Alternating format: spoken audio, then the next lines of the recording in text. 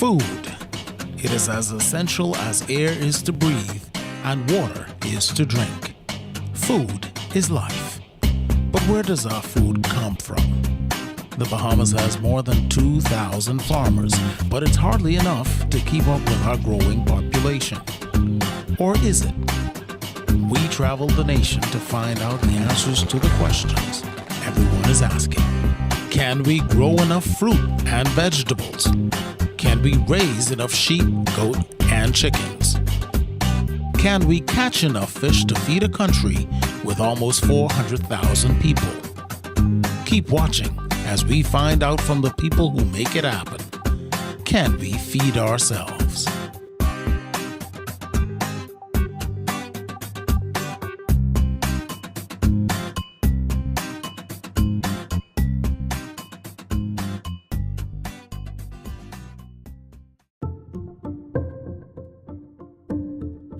At 80 miles long and 4 miles wide at its widest point, and 165 miles southeast of New Providence, this is Long Island. The island has had many names. First called Yuma by the Lucayans, it was later renamed Fernandina in honor of Christopher Columbus's benefactor, Ferdinand, the King of Spain. It is believed the explorer visited Long Island in 1492, not long after he made landfall on San Salvador. With the discovery came enslavement, and eventually the extermination of the Arawak people. The island remained largely uninhabited until the 1700s and the arrival of the Loyalists from New England and New Jersey during the American Revolution. These inhabitants began the island's first farms, concentrating mainly on cattle and sheep. They were joined later by settlers from the Carolinas, who set up plantations. The crop, cotton. This lasted until the abolition of slavery in the British Empire. Many of those farms ended, but the rich tradition of farming remained, with Long Island gaining the reputation as the country's premier producer of sheep. The rocky terrain of Long Island made it difficult for farming, but over the years, her farmers mastered the art of pothole farming. They say, if it can grow on Long Island, you can grow it anywhere. But there is one thing that isn't growing on Long Island: the amount of farmers. The urban pull of New Providence and Grand Bahama, along with the recent terror of Hurricanes Joaquin and Matthew, has caused many to give up and simply leave. But not all are leaving.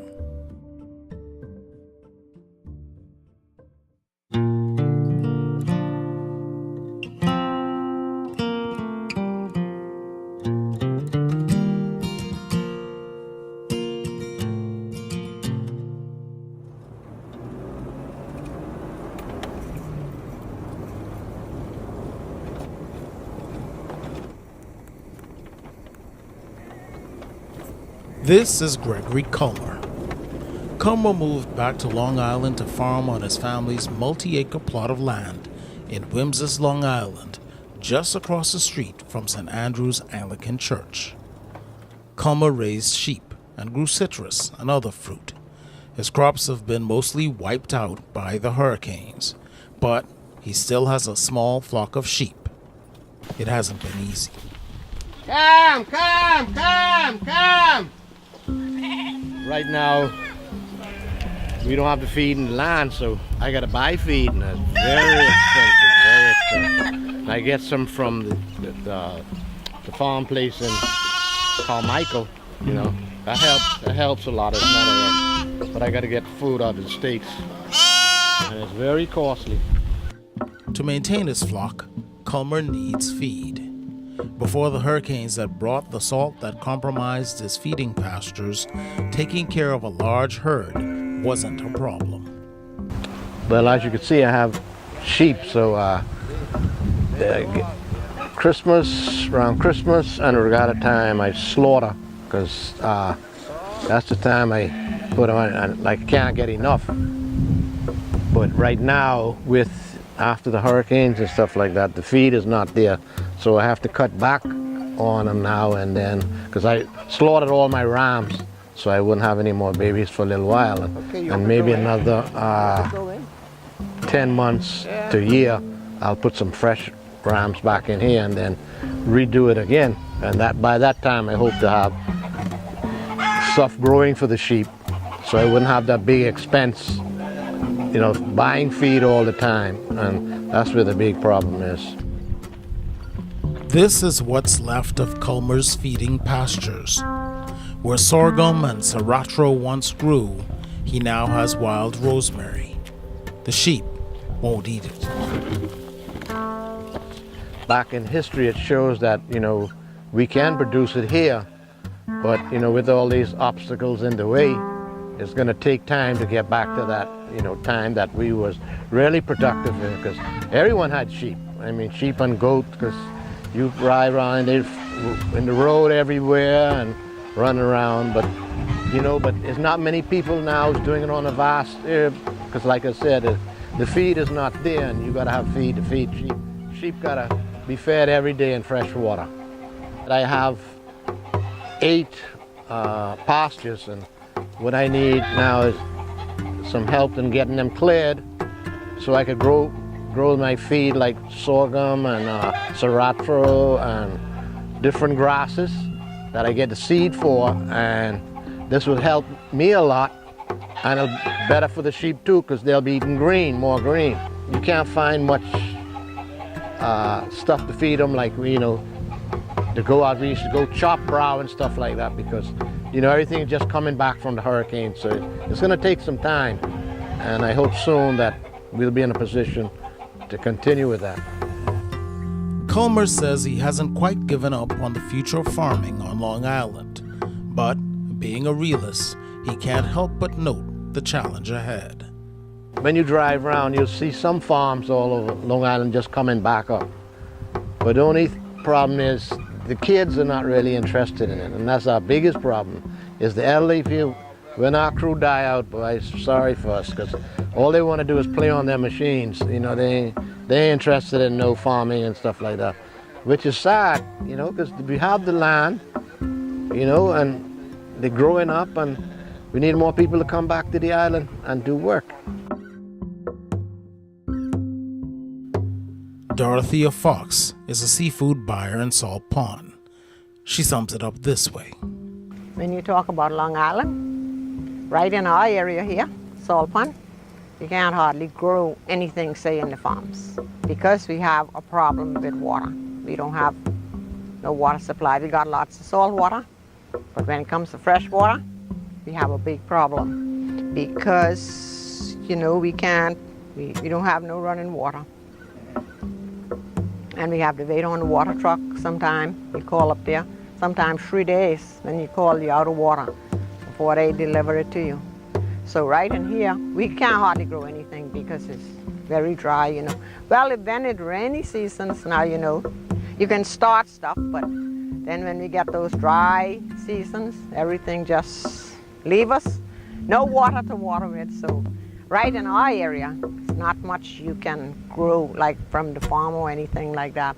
And then another thing, livestock, well, ain't none of that in here.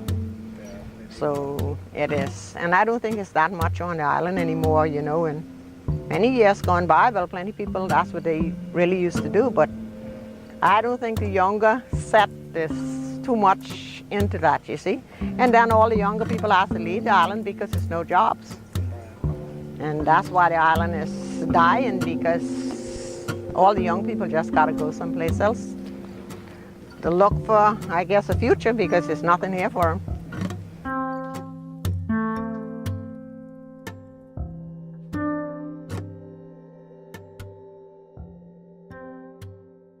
I'm Elvira Betty Turnquest from Deadman's Key, Long Island.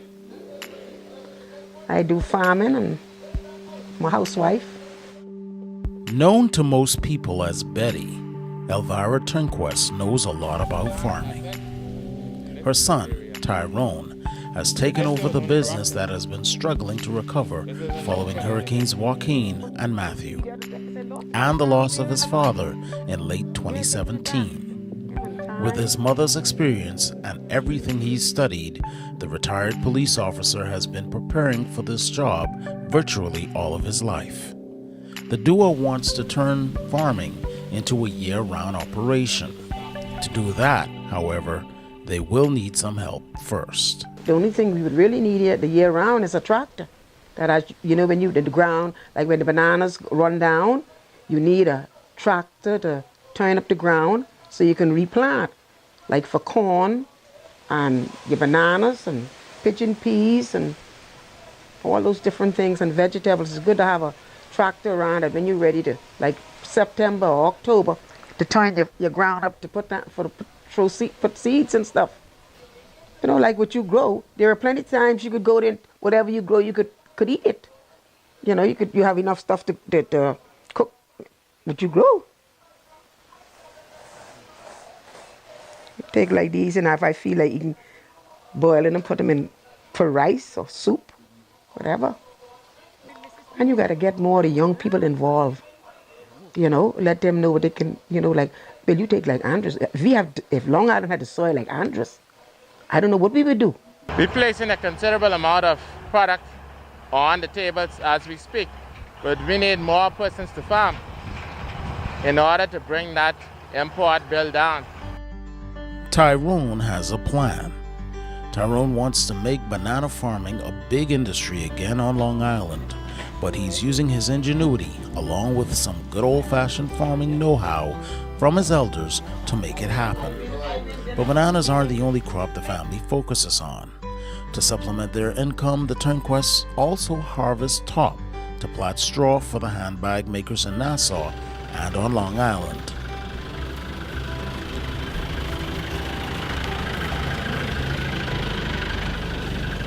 It's good money, but their first priority is the banana farm that sits in the shadow of the Deadman's Key Airport. Okay, this is a portion of a pit here that we have under cultivation. But we can eventually get the whole pit under cultivation after a while. I got the grenadine, some lacatan, plantain, bastard sugar, and 1 or 2 dwarfs. They're the only varieties that I have in there at the moment. His fruit crops aren't the only things on the farm. See, a hog can smell 20 to 25 feet in the ground. So their eyesight is not as good as we think it is, but they rely on scent. When a banana is half full, they can smell that. That is why they catch those short bananas so much, because they can smell them.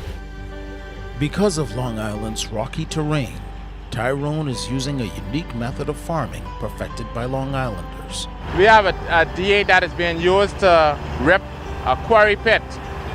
Once the quarry is down to the water level, the trees that were pushed out initially will be placed back at the bottom of the pit, and the fill that came out off the top will be placed on top of that. The tractor would crush the rocks, and then they would rip it, and I'll be able to plant product in here again.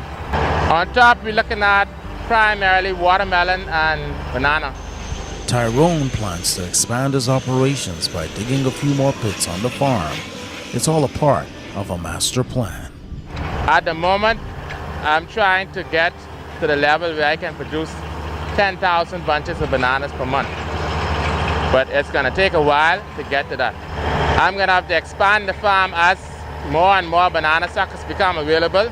I'll just continue to expand, and it would be a yearly expansion over a period of about 10 to 15 years.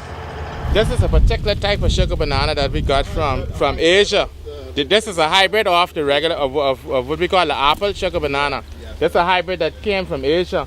But if you notice it, the bananas are tight fitted, and they're basically one size from top to bottom, so the whole bunch is sold. You don't lose anything on this. When you cut these off, all the bananas here can go to market. And these are more disease resistant than any other species of banana that we have. While the Turnquests are prepared to invest in expanding their business, there are some things they feel the government can do to help. Take the water off of fertilizers and seeds, and then subsidize farming the way the other developed countries subsidize farming. That would improve the product that is coming to the table, and that would encourage more persons to farm. But at the moment, there's no encouragement to farm. If everything goes well throughout the whole Bahamas as a whole, each island that farms, I think we can be self-sufficient in food production. No doubt. No doubt. Tyrone and Betty believe that the Bahamas is on the tip of something big in farming. They may be onto something, at least on Long Island. My name is Romeo Josie, and I'm from Exuma. My dream, agrotourism. I envision owning and operating my business on the islands of my heritage with having people visit. I want them to come and stay where they can get exotic fruits. I've had this dream since I was first introduced to the subject at BAMSI. What I learned at BAMSI was how to marry the science of agriculture and the art of agriculture. Learning at BAMSI takes place in the classroom, but it also happens in the field. BAMSI is so important for the Bahamas because it helps the young generation to understand how important agriculture is to this country. BAMSI is also helping us to realize the vision of our forefathers, as this country can be great and have an awesome economy through diversification in agriculture and marine. Now I have a role to play in the future of farming in the Bahamas. BAMSI is definitely changing lives for a stronger Bahamas. Could you imagine if we were just able to produce 20, 30, 40% of what we eat, and the amount of monies, hundreds of millions of dollars, what that means in the pockets of local farmers in the family islands, growing their communities, having that monies to build houses, support their children in college, expand the local industries, because we would have that foreign reserve going directly into their pockets. And on top of that too, we would be keeping that more of that foreign reserve here in country. So it's an opportunity for us to grow our family island communities in massive ways, in major ways. I've always said that there's two ministries that I believe play the most vital role in keeping people in the family islands, to stop the rural push and the urban pull. And that is agriculture and tourism. And when you get, and both of those, interestingly enough, they marry each other, because when you have tourists coming in, they're not really truly interested in eating what they left behind. They want to see what your local dishes are. And it's an opportunity for them to experience your culture. And so agriculture and marine resource is certainly a way for us to be able to grow the family island communities, because a lot of our farmers and fisher persons are actually those who are in the family islands, and we're wanting to bring the requisite technology to them so that they become more efficient producers, and so that they would produce more, so that we're able to put more monies in their pockets and have it remain in their communities. Maurice Minnis is the Department of Agriculture's man on the ground on Long Island. He's seen a lot over his long career, and he's hoping that by the time he's done, he'll also see the resurgence of farming on Long Island. Historically, Long Island was one of the major producers back in the 1960s, 70s, and 80s. What has happened since then is we have had an exodus of young persons to Nassau. So the average age of the farmer has increased to about 70, 75, 80. And what we have now are a lot of farms that are unattended. There has been no family succession with these farms. And basically the island is like a graveyard of dilapidated farms. The decline of fully functional farms on Long Island is a major concern, no question. With the average age of farmers north of 65, the drive to bring up new farmers is more than urgent. In fact, it is critical to the continued survival of Long Island.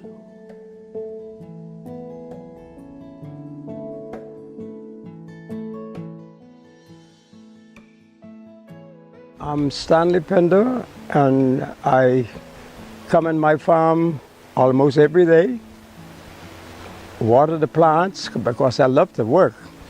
Water the plants, and if any plant look affected, I would take that one out and put in a better plant, just about hour and a half or hour or so, and go back home, relax.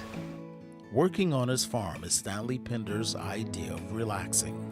He's been at it from he was a boy, but the farm isn't the only thing that's keeping him busy. I run a couple of cars as a small business. I have a small business, run a couple of cars, 5 or 6 cars, and I still do my farming late evening, and if somebody want a vehicle, I would stop and go and give them a vehicle.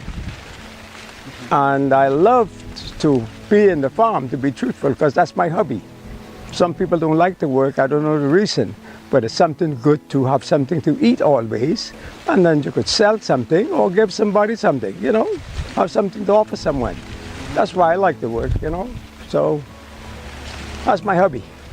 Pinder has tomatoes, okras, and of course corn for grits. But he's growing another crop that he has high hopes on: coconuts. It's an investment he hopes to pass on to his children and grandchildren. For Pinder, no farm will be successful if it's not operated like a business. You only need to spend some money and doing anything. You got to spend some money because you cannot raise nothing unless you have a tractor. And sometimes a tractor is hard to get. One was working north for the folks who had the coupon and break down, and that going from it must be the end of the year and still break down. It didn't come north anymore.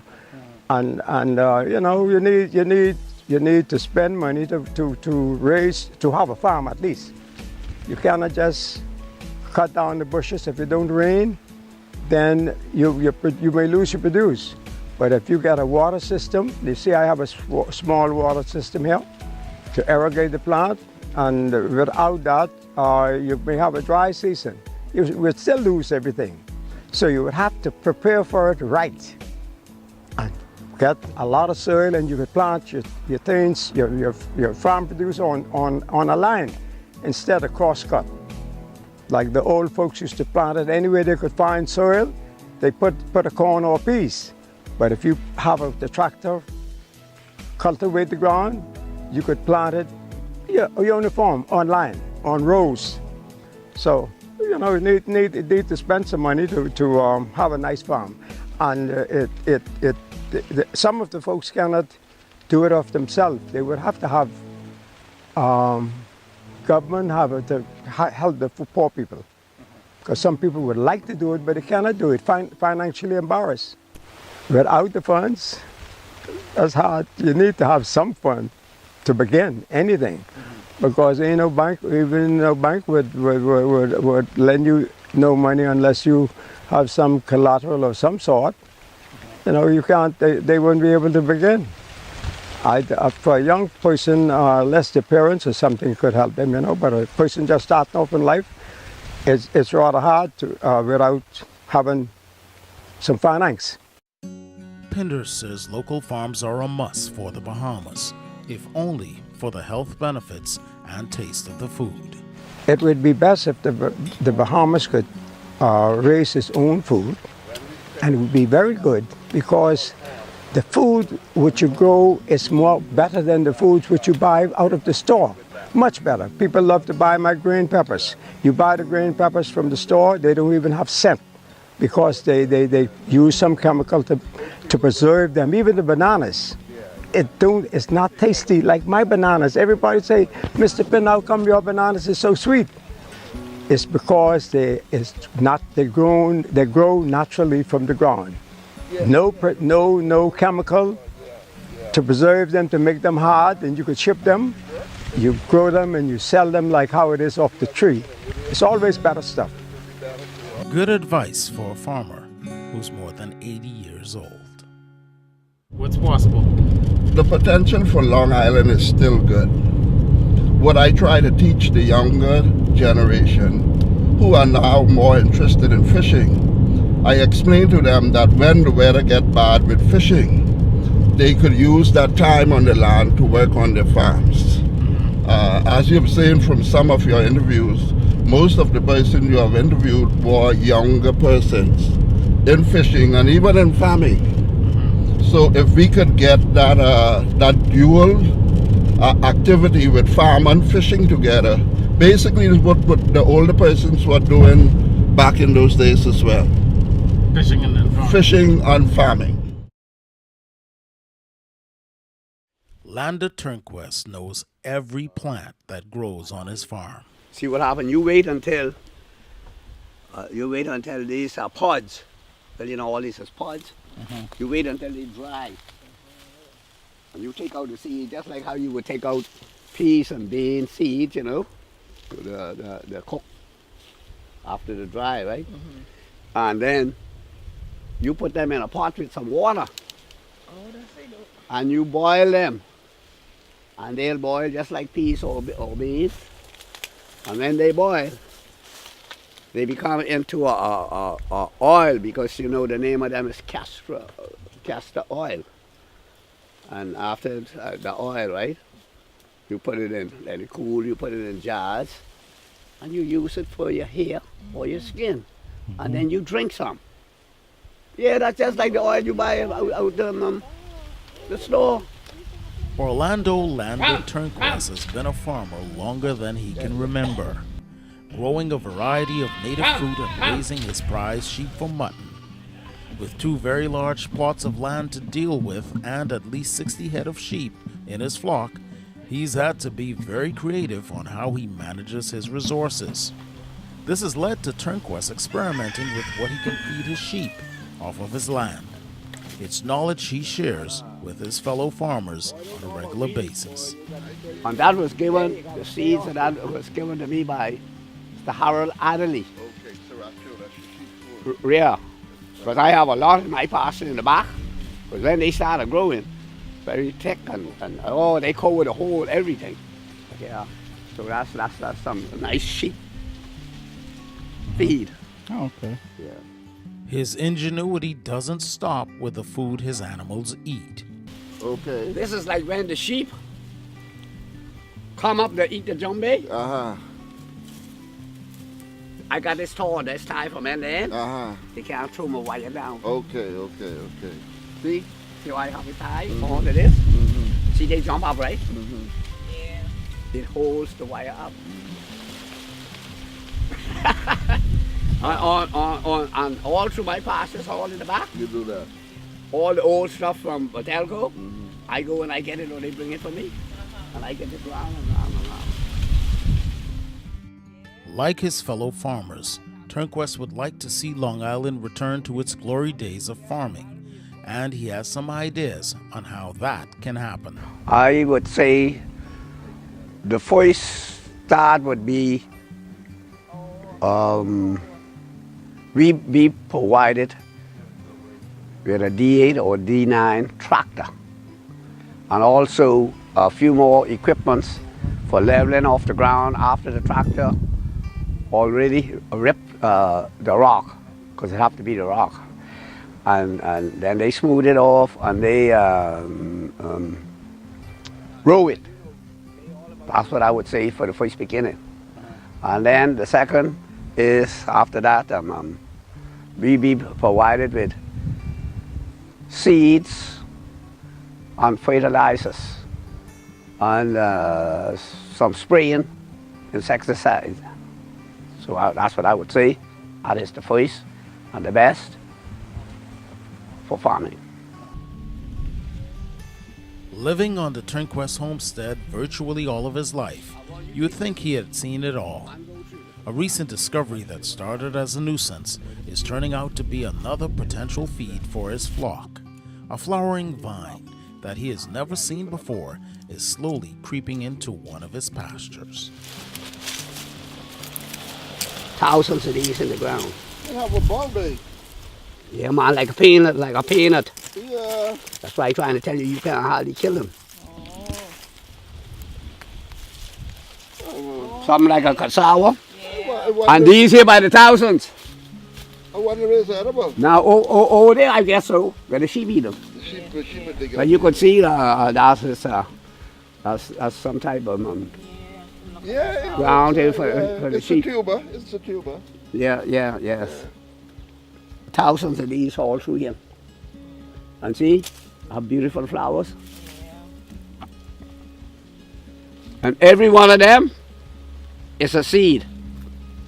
I tell you, there are thousands of these. Every one of these is a seed. Now, don't ask me the name because I don't know the name. All I know, they wine.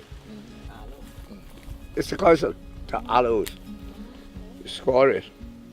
Lander boasts of finding a use for everything that grows on his property, like this plant that has been a staple for Long Islanders for generations as a hygienic solution. You see, so you get like a slime by hot water. You see? Okay.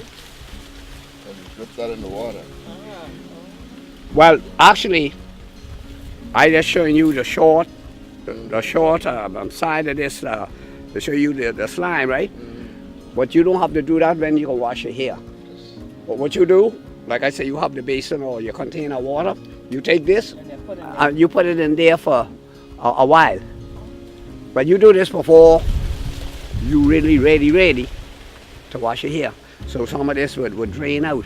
So you put both sides in the container of water, and then when you're ready, like that's how you do shampoo. You lather, you take your hand and you lather or a little towel, and you wet your head. Now after you wet your head, right, this from in the water, you take this and Use it to wash it. lather your head, and this become like a soap, soap suds. And all your hair, just like you have soap suds on it, and then you take your comb or your fingers and that's how you do shampoo. So, in all, the point I'm trying to make is, this is what we used to use for shampoo.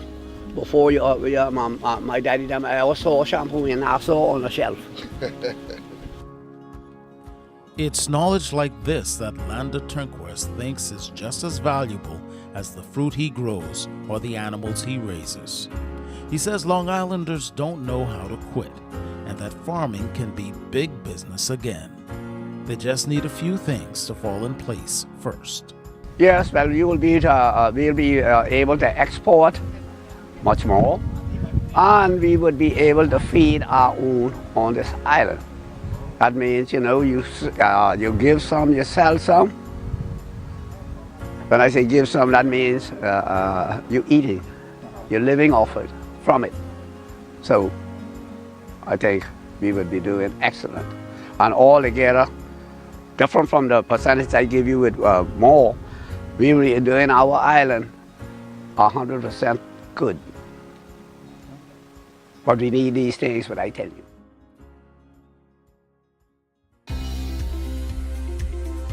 Hello, I am Michael A. Combs. I am Benjamin McCormick. And this is your BAIC. We do. Entrepreneurial planning and development, which includes, among other things, business plans, business coaching, business workshops, and handicraft development to empower all Dominicans. With its property and land at affordable rates for startup business expansion, and farmers. We assist in producing produce reports by empowering farmers and facilitating sales to our weekly farmers market with some of the best prices in the country. At BAIC, we are here and ready to assist you in becoming an entrepreneur and bringing the freshest Bahamian produce to your family's table at very affordable prices. We are leading the way toward food security, empowering our farmers, and reducing the cost of living for families.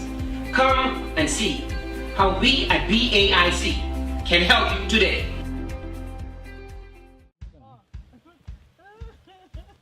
If you know anything about Bahamian farmers, you know they love to talk, especially when they've just learned something new.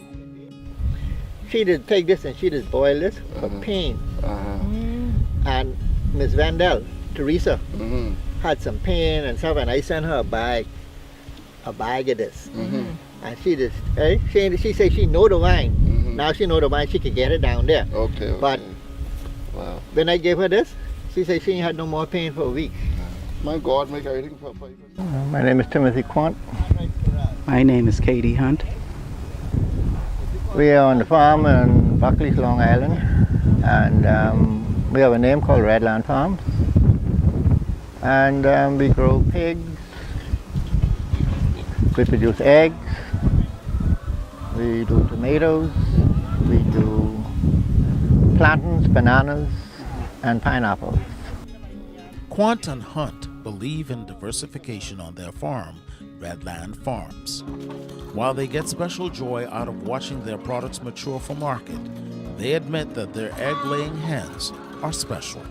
The chickens, we enjoy working with them, and we love to see them grow and give us some eggs. It's just a force-feed watering system that we use with nipples. Automatic watering nipples for the chickens, so they get the water, they have clean water. We change this twice a day. We fill it twice a day, we clean it every morning. So they'll have, proper feeding, proper water,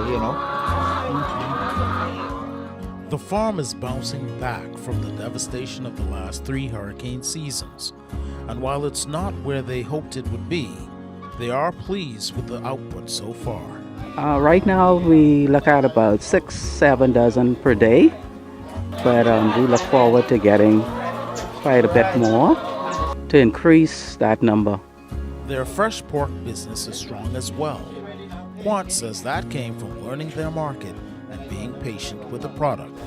It's kind of slow rate, but it goes off and on during the regatta, Christmas times, special birthday parties or weddings, that sort of stuff. People call and they want to purchase some pork or some mutton. But despite having a good thing going, the couple says it's not as easy as it looks. But like everything else, we trying. It's just up to you to make, to want to go ahead and make it, If we try as farmers, I think it's possible, but we have to be serious about it. We have a lot of folks who say they're farming, but if they commit themselves more to, it isn't that they don't know what to do. It's just a commitment, and we need more young people to get involved, because most of the older farmers are gone on now. So we're trying to see what we can do to carry it on, sort of thing. But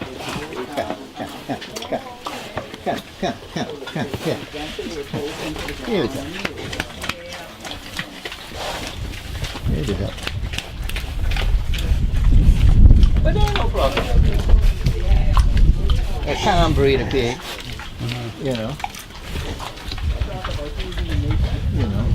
But like everything else, my brother Burns, I'll be honest with you, we need help. And the help we need is basically through the packing house, some product to be there that you could buy on demand rather than having to order all the time. If you could just run to the packing house and say, I run short of feed, I need 5 or 6 bags of feed, rather than having to wait a week on the boat, all of that will help us, If the government is serious about the nation feeding itself, what they need to do is, like I say, similar to Jamaica, the bauxite company in Jamaica, they provide greenhouses for every school. They have a program that they're funding for the children in school. It may not be as large as that in the Bahamas on every island, but if they formulate something of that nature and really get the children involved in farming, in fishing, in whatever, but you got to be serious about it. If it isn't grown in the Bahamas, if it isn't made in the Bahamas, it should not be consumed in the Bahamas. I think I know that. Plenty work. Plenty work. The farm is a 2-person operation. We just had import restrictions on tomatoes and sweet peppers as a result of the output from Bahamian farms. So is that a step in the right direction? Yes, it is. But it needs to be expanded with the help of Ministry of Agriculture, the packing houses. And like I told you earlier, if I need 2 or 3 bags of feed, I have to wait a week on the boat. If they put it in place and they have it in storage in the packing houses, I could run up to the packing house, get 2 or 3 bags of feed, and I don't have to worry about a week waiting on it to what I can take in my animals.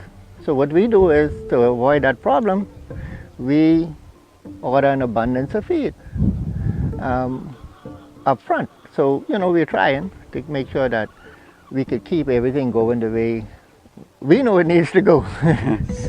See, the thing is, you can't let the animals starve. You have to have food on hand, and there's nowhere around here that can help you in that way. So we totally rely on the government to do it for us. So it's kind of hard when you have to depend on them, and then they're behind with helping us, sort of thing. Sometimes you order the feed and you expect it to come, say, this week.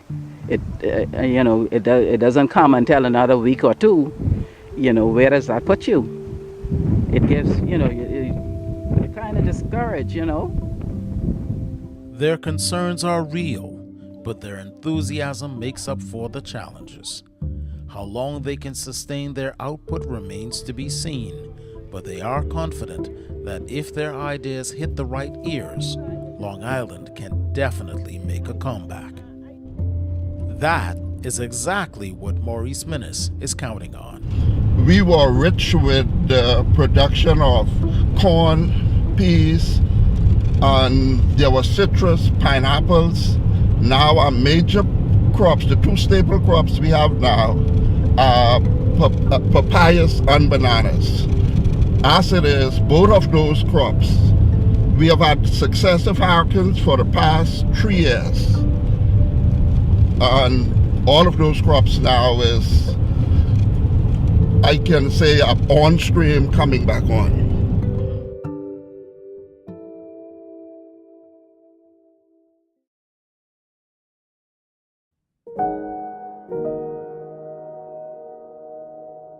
Gabriel Pratt grew a lot of things on his farm in Burnt Ground, Long Island. He raised pigs, grew root vegetables like potatoes, eddies, and yams, as well as watermelon. He was also a fisherman.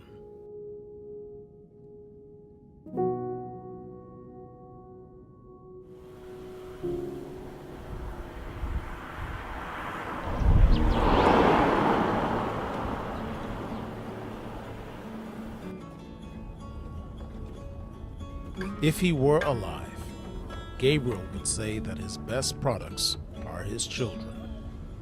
5 daughters with a legacy to carry on. Nikita McIntosh is my name, and this is our father's farm. He has now been dead for the past year. He died in 2017. He farmed it. He grew coconuts, sweet potatoes, corn, red peas, pigeon peas. The girls, there are 5 of us, and we now have the vision to get back and work the farm. We cannot let his dream go to waste. Yeah, so that's what we're gonna do. We plan to get it all cleared out and planted. Coconut trees we plan to sell, because Daddy sold from this lot before. He made like some thousands of dollars, but he sold down to Yonder Key before. So that's what we plan to do. Sell the coconut trees. It's gonna be like a coconut farm, like I say, and sweet potatoes, corn, a few peas, but the majority is corn, sweet potatoes. Our Bahamian store owners, they would purchase like coconuts from places down in the Caribbean. So what we plan to do in future, like once they grow and get older and drop to nuts, we can go ahead and harvest those, bark those, and sell them to vendors instead of having to go into Solomon's or another food store and get coconuts. Like you would have to crack once you buy it to make sure it's not rotted. You get like your locally grown coconuts. It'll be a good thing if, as local Bahamians, if we would get back and get to the old time, like where our Grammy, our great Grammy and those farms, that'll be an excellent thing. So I would like to encourage all the young persons like to get into it instead of just waiting on the government. You know what I mean? We say, oh, the government doesn't provide this and the government doesn't provide that. But the Bible tells us that our gift shall make room for us. We have it within our hands. He gave us the land, so just go ahead and farm. You know what I mean? So it'll be a good thing if we can get back into it. Where this land is, it's like a prime piece of property. It's like a prime piece of property that even like if it's still day in the land, we still have breeze on this side, so it ain't like we can be over here sweating. You know what I mean? So it'll be a good thing. We'll be in the heat, but we wouldn't be hot.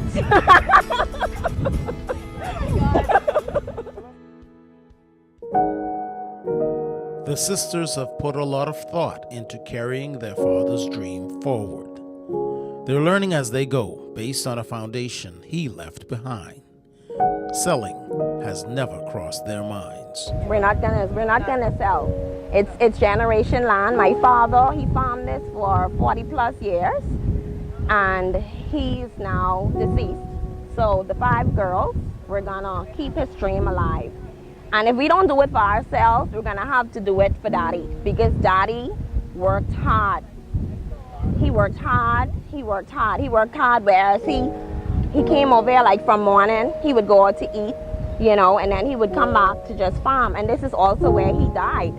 On his way to this farm, 12 o'clock noon, 12 o'clock, he died right down to the foot of the hill. He was coming over here to weed and do whatever else, so we can't let his dream go to waste. And also while with that, it's also whereas we could also produce, you know what I mean? We produce and we make monies and we feed ourselves, feed our Bahamian people, feed our local islanders, we sell to the restaurants, to the local vendors and whatever else. So it's a good thing. I consider it, we consider it a good thing. Yes, we do. There's little doubt that if Gabriel was still alive, he'd consider it a good thing too.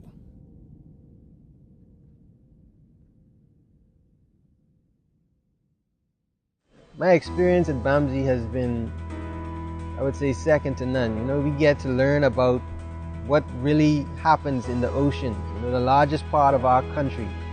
We need to care for our marine resources, and marine science taught to me by BAMSI could help me to, or could help all of us to manage those resources. BAMSI has taught me how to be sustainable, you know, how to care for the environment. I believe that BAMSI will have such a positive impact in years to come that people will look back and say, wow, not just in food security, but sustainability in general, you know, managing our resources. This is one of the only institutions in the world that marries both agriculture and marine science. You can learn by Bahamians about the Bahamas, your country, and really learn how to give back. I believe that BAMSI will help the country to move forward.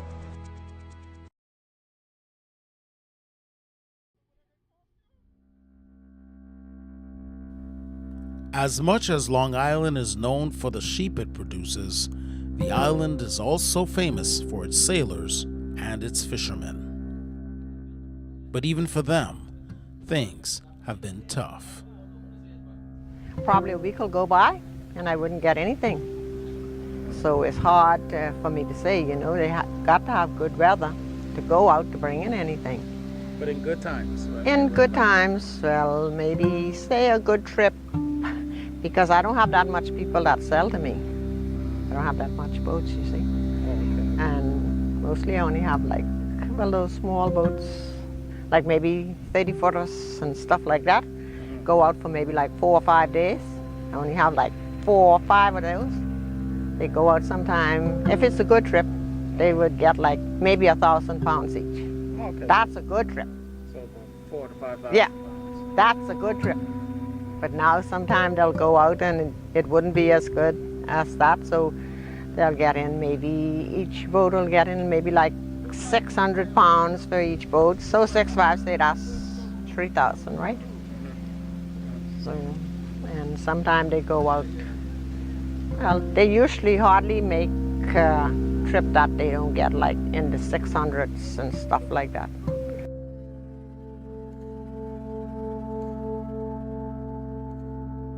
The hardship fishermen on Long Island were feeling went into overdrive with the passage of Hurricane Joaquin. Almost all of the island's fishing fleet were left devastated. Well, that was terrible. I know walking for us, that was terrible. But do you know that we had so much damage in walking because all the fishing boats, I guess you know. Yeah. Right up in that area there, you know, that's where all the fishing boats was, and all went in the land. And got destroyed. I mean, you know, they got destroyed. And then, but after the hurricane, it was the best crawfish season that we had since I've been working here. I've never got much crawfish as that.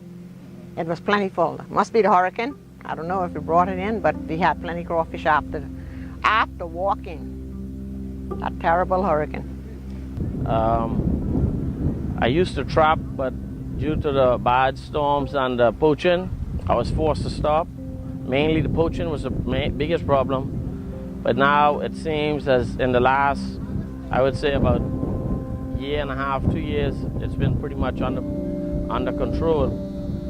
Not as many as boats, poaching boats as like 3 to 4 years ago. Sometimes you would see 8 to 9 at a time. But now, well, I haven't been out to sea now, lobstering from last October, but the storm did the southeast Bahamas really, really bad. Fishermen lost all their condos, the shoals got destroyed, some shoals just ain't there. The seabed is damaged very, very bad. As big a challenge as Joaquin was, the fishermen face even bigger problems. I gotta say, like what the fishermen tell me, I guess, you know, they got a big problem with, you know, the Dominicans out there. Well, taking, I guess, what don't belong to them, what should be for us, but it's a problem too because they say plenty times they report, you know, them, and they don't see anybody come to the rescue, you know, to help, so they just, I guess they got to deal with it. So that's, I guess that's the biggest problem. The biggest thing right now, if the government don't try to help the fishermen, these islands just gonna die. If they don't try to get something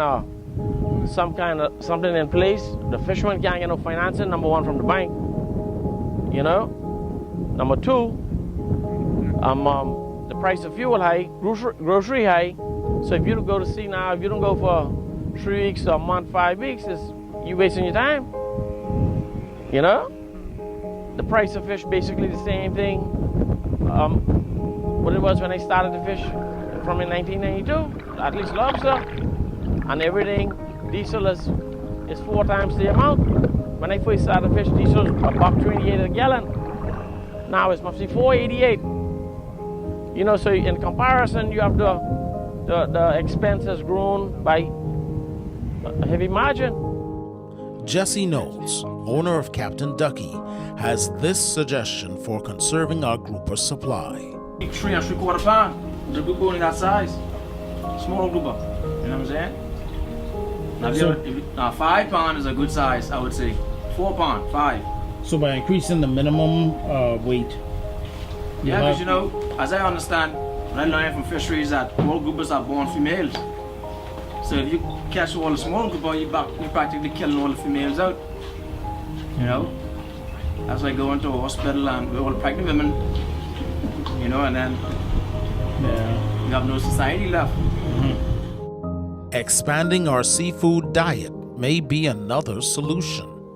I think what we really need is a canning factory and start. You got the market fish, you got turbots. Turbot is a very good eating fish. You have to know where to look for the rank, take the rank out of the meat. You got porgies, you got grunts, you got barracudas. A lot of locals eat the barracuda. Test the fish before you put it on the market. You know, some people want to try it, but you know, it's a lot of our fish is not on the market, and they just there. But there's plenty of fish out there, especially a lot of deep fish. You know, as I try and to invest into right now, like red snapper and those big Warsaw groupers, and like 250 feet to go, 1,000.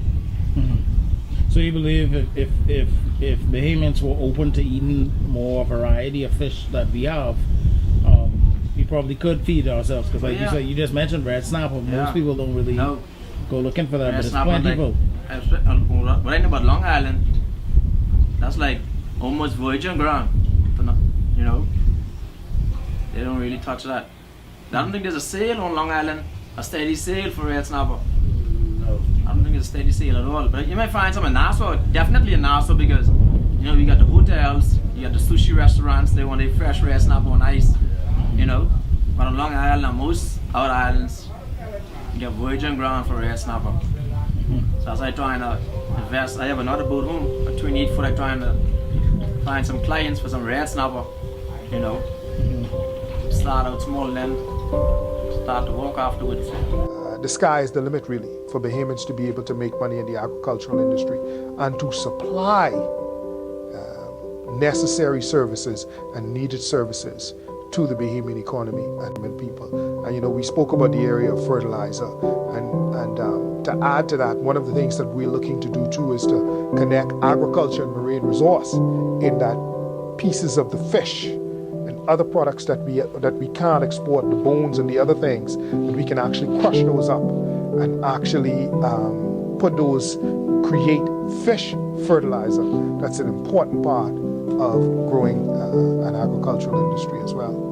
You can process all of these things and create employment, but we only concentrate on two or three things: crawfish, grouper, snapper, the conch, basically. And the conch is just about on the way out. When I first started the fish, you got a free dive conch in 5 to 10 foot of water now.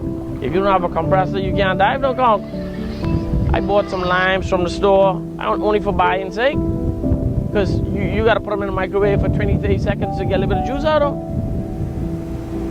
I think if the government could help the farmers get on their feet and get started, yes, it could happen.